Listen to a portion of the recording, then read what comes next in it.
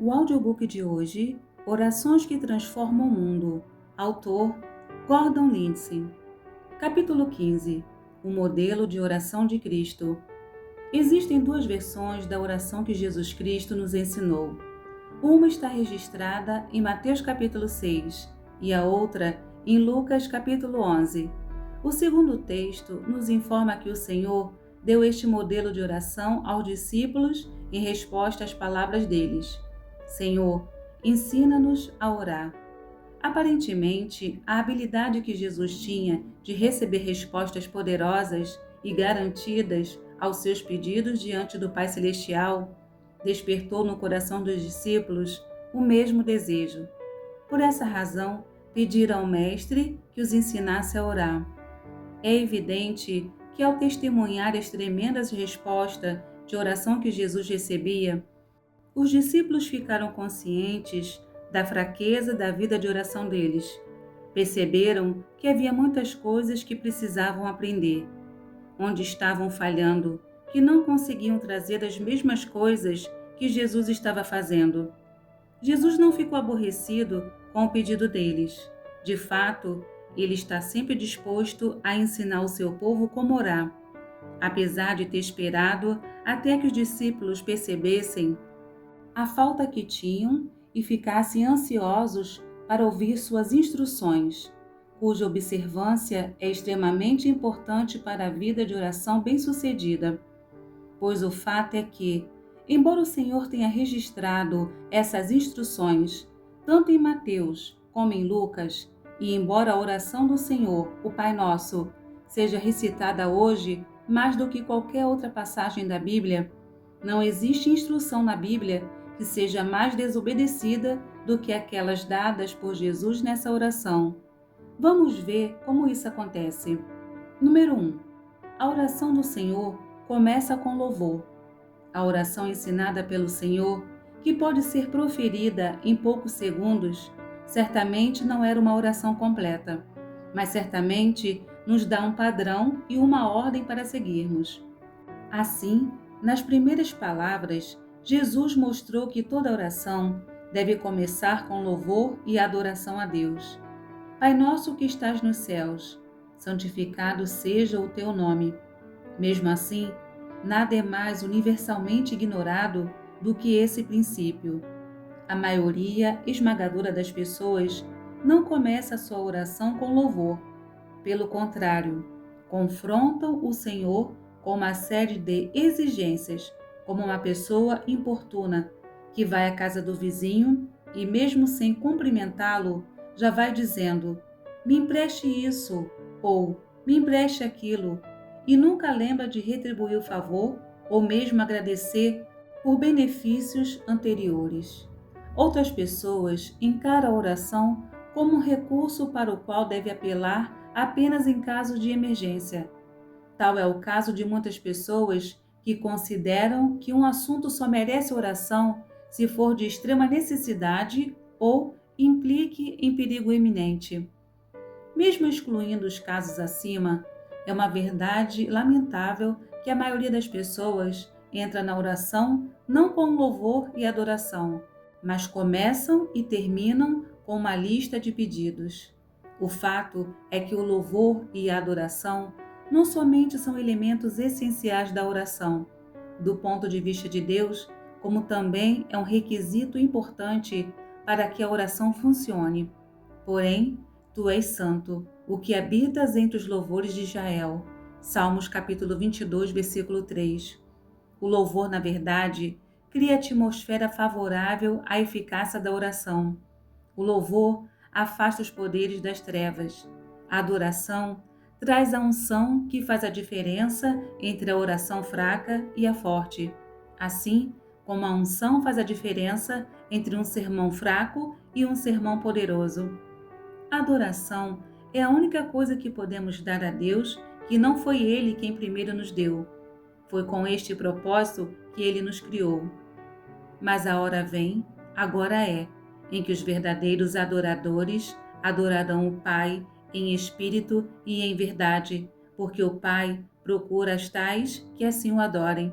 João, capítulo 4, versículo 23. Os apóstolos estavam no templo, louvando e bendizendo a Deus, quando o Espírito Santo desceu sobre eles. Lucas capítulo 24, versículos 52 e 53. O segredo do louvor é o segredo da oração efetiva. Ninguém aprende a orar adequadamente sem primeiro aprender a louvar o Senhor. Infelizmente, essa foi a primeira instrução que o Senhor nos deu em sua lição sobre oração e geralmente é ignorada. Número 2. O nome. Santificado seja o teu nome. Adoração a Deus dirige o indivíduo ao nome de Jesus. Esse nome é a porta para recursos infinitos. Esse nome é a chave que abre os tesouros de Deus. Esse nome é aquele reconhecido no cheque apresentado ao caixa no banco do céu. Exatamente aqui cometemos o segundo grande erro. Quantas vezes as pessoas dizem: "Não recebo resposta às minhas orações. Deve ser porque não sou digno." Realmente são indignos. Mas esse tipo de afirmação é apenas um subterfúgio. Os filhos de Deus nunca recebem algo de Deus ou deixam de receber com base no seu merecimento pessoal, mas sim com base no mérito de Cristo. Aqui está o erro. Sem perceber, elas assinam seu próprio nome no cheque. Não é de surpreender que tenham receio que ele não seja aceito.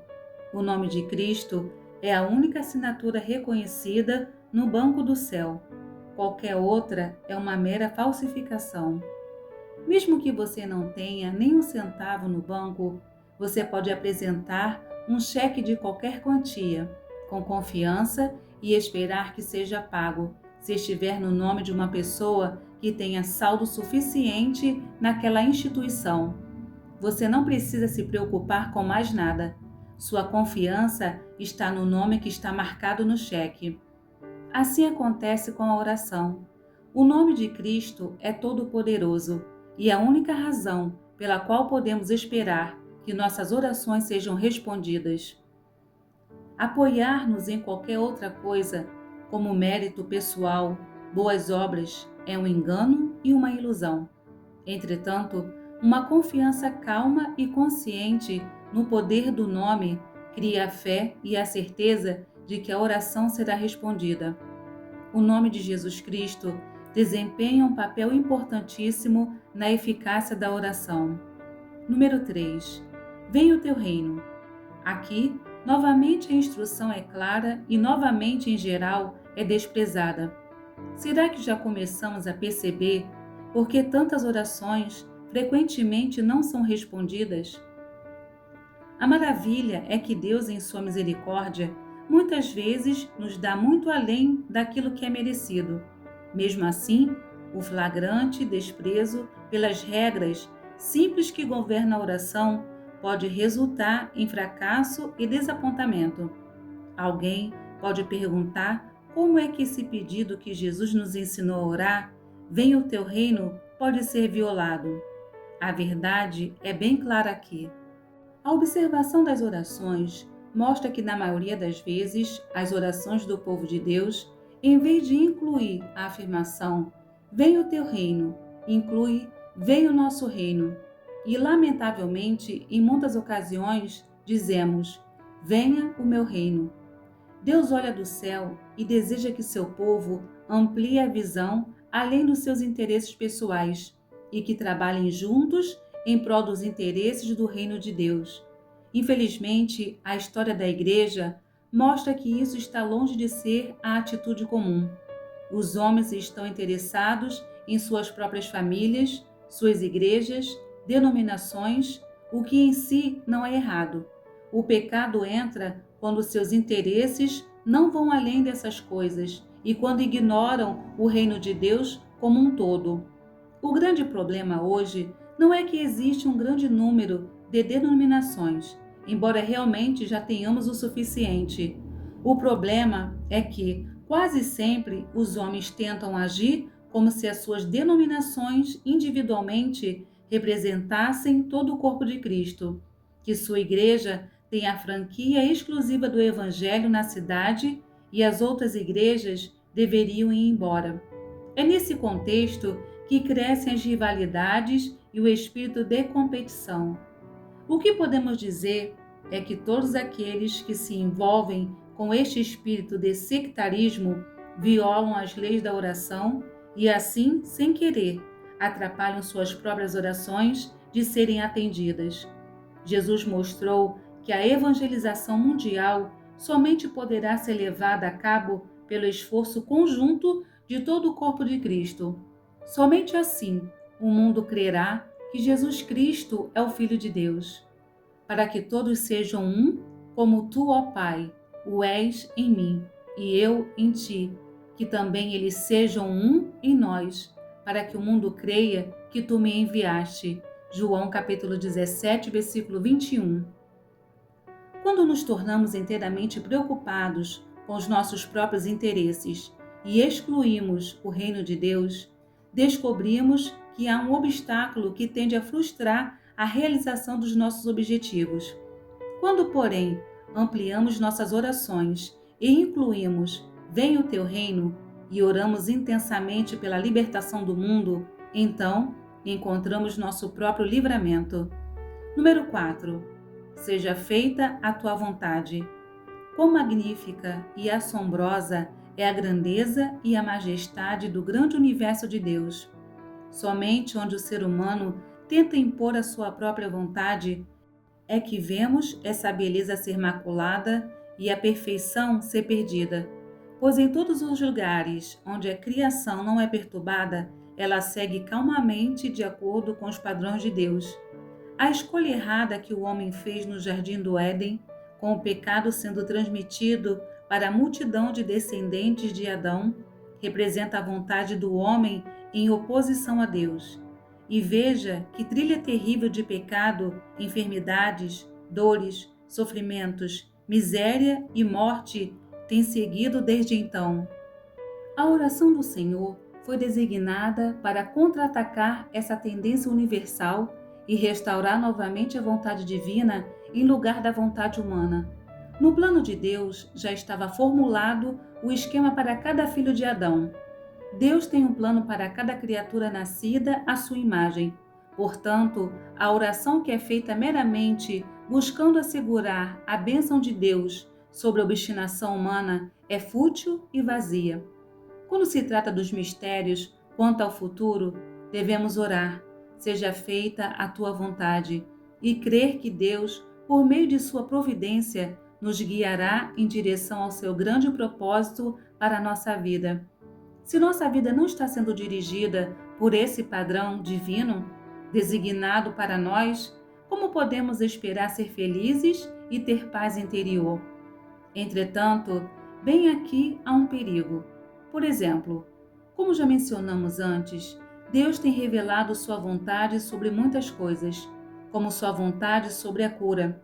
Salmos capítulo 103, versículo 2 e 3. Desprezar a revelação divina e duvidar da certeza do cumprimento da promessa de Deus, orando: Senhor, cura-me, se esta for a tua vontade. Não é outra coisa senão uma reflexão sobre a própria integridade de Deus. Na questão concernente à enfermidade de um filho de Deus que se tem submetido à vontade dele, a única oração adequada é que o agradará é a oração da fé na cura. Número 5. O pão nosso de cada dia dá-nos hoje. A maioria dos crentes, quando ora, não precisa de nenhum encorajamento para incluir suas necessidades temporais na oração.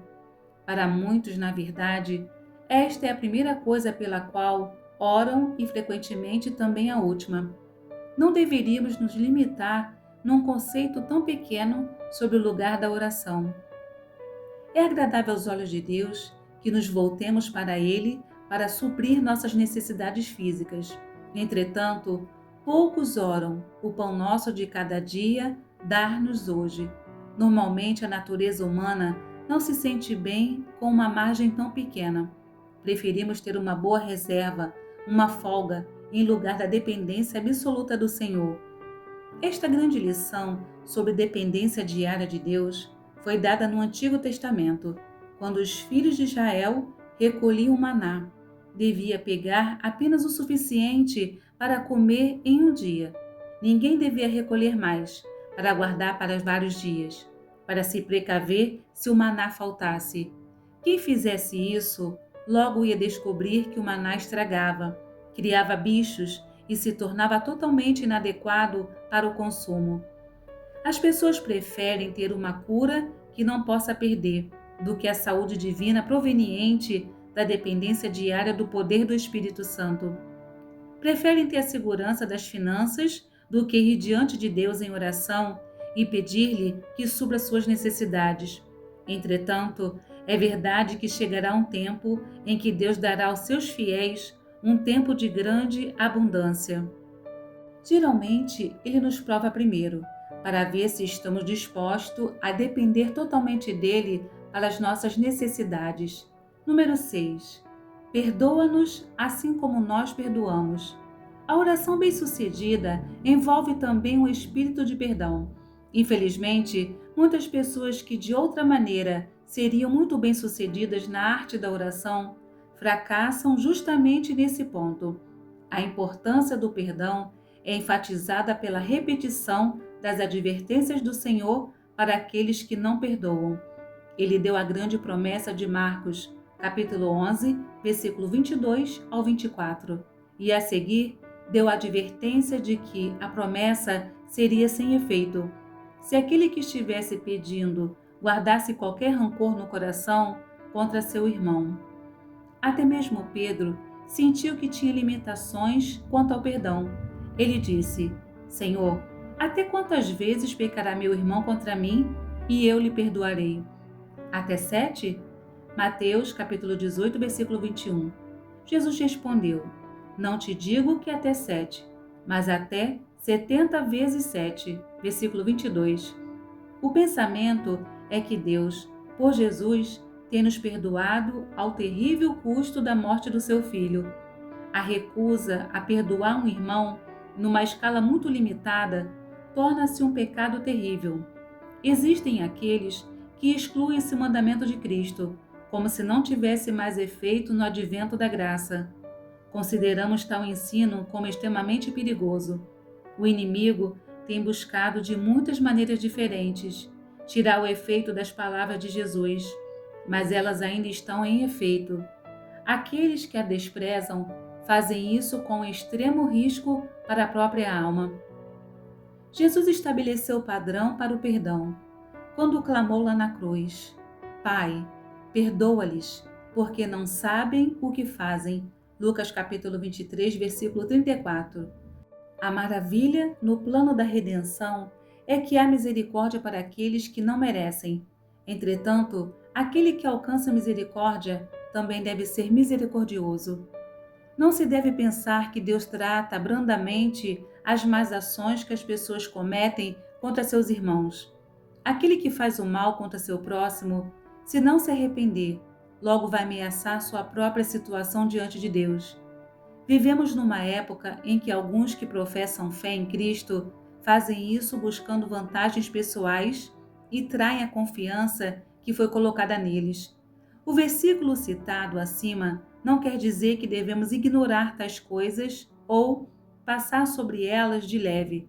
De fato, devemos ser cuidadosos para não sermos manobrados a uma posição onde fiquemos à mercê dos traidores. Mesmo assim, se aqueles que pecarem contra nós se arrependerem, devemos estar prontos para perdoá-los. Além disso, quanto àqueles que nos injuriam sem causa e que, até onde sabemos, não se arrependem da má conduta, é absolutamente necessário não permitirmos que nenhum sentimento de inimizade encontre lugar no nosso coração, pois tal raiz de amargura pode crescer, tornando-se uma ferida tão profunda no espírito, capaz de destruir nossa utilidade para Deus e para os homens.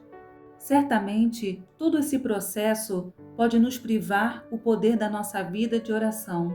Número 7. Antecipação do mal. As consequências de não orarmos como Jesus ensinou não são mais contundentes do que no fracasso dos cristãos de seguir as instruções finais da oração do Senhor. As pessoas raramente oram contra o mal que pode estar no caminho, mas pelo contrário, se mantêm ocupadas orando para se livrarem de desastres depois que eles acontecem.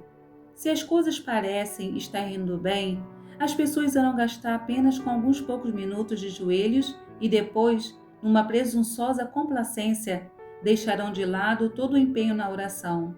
Satanás, entretanto, não estará descansando e naquele exato momento estará tramando meios de trazer desastre sobre aquele indivíduo.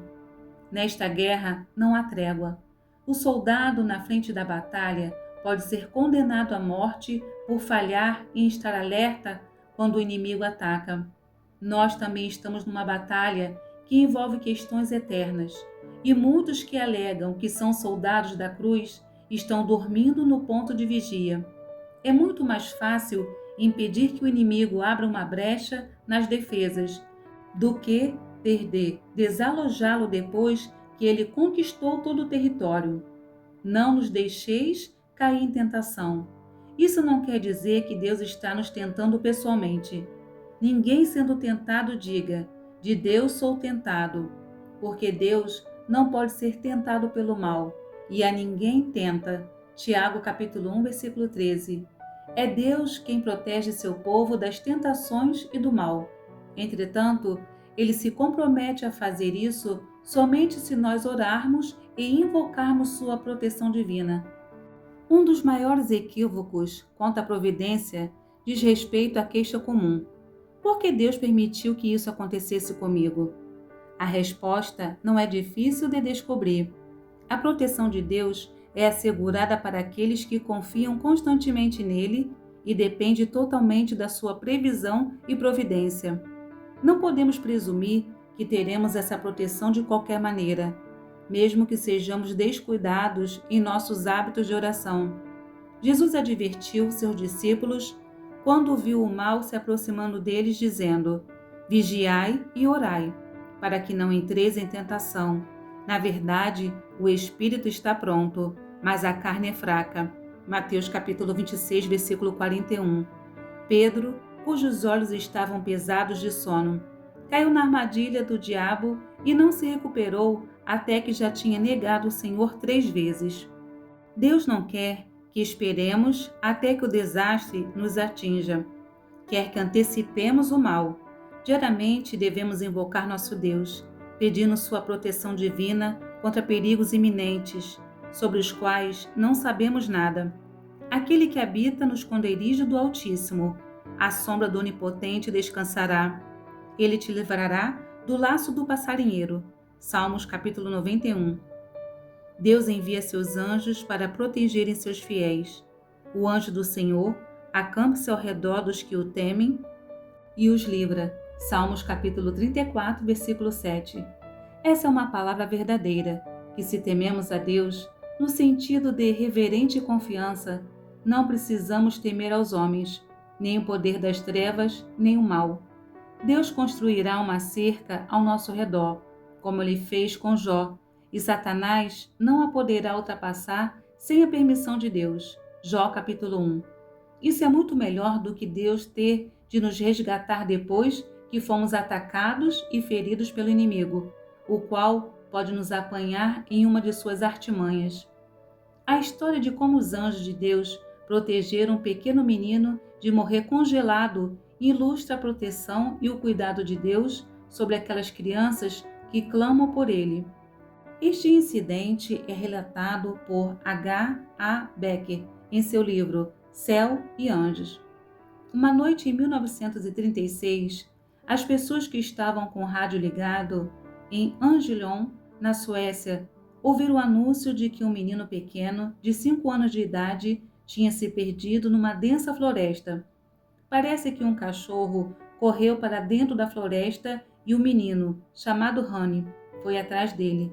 Quando a mãe foi procurar o garoto, não pôde encontrá-lo no meio daquela mata, e ele não respondia aos seus gritos. A princípio, o pai procurou Honey, auxiliado por alguns amigos. Buscaram em vão durante todo o dia. No dia seguinte, mais homens se uniram para o trabalho de busca. A cada dia que passava, aumentava o número de pessoas que vinham ajudar a procurar o menino. Depois de 4 ou 5 dias, todos já temiam que o menino estivesse morto de fome ou devido à exposição ao intenso frio das noites naquela região da Suécia. No sexto dia, perto de 400 pessoas estavam ajudando nas buscas pela mata fechada.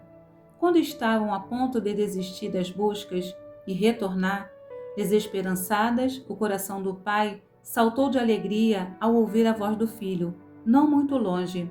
Ali estava o menino, são e salvo, sentado num monte de musgo. Ninguém acreditaria que um menino pequeno pudesse sobreviver 6 dias exposto daquela maneira, com fome e com frio. Apesar disso, o menino estava em perfeitas condições de saúde. O médico que o examinou não encontrou nenhum problema. O menino contou à sua mãe: À noite eu olhava para as estrelas e pedia a Deus que me ajudasse a voltar novamente para casa. Uma noite eu estava com muito frio, mas o anjo evitou que eu congelasse. Concluindo, podemos notar as palavras finais do modelo da oração: Pois teu é o reino, o poder e a glória para sempre. Amém. A oração que o Senhor nos ensinou começa e termina com uma nota de adoração.